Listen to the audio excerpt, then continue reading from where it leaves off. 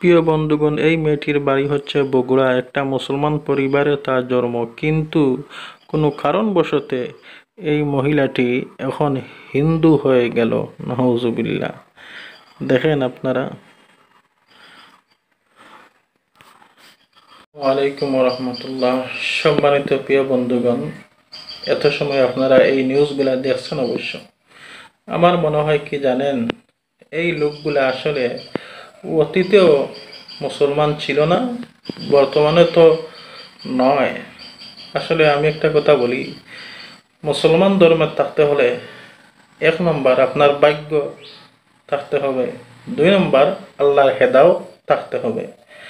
দেখেন, আমাদের বর্তমান যুগে মানুষের ইমান ইসলাম এত কমতি, সারা বাংলাদেশ খুঁজে আপনি 100 অথবা 150 প্রকৃতপক্ষে মুসলমান খুঁজে পাবেন না।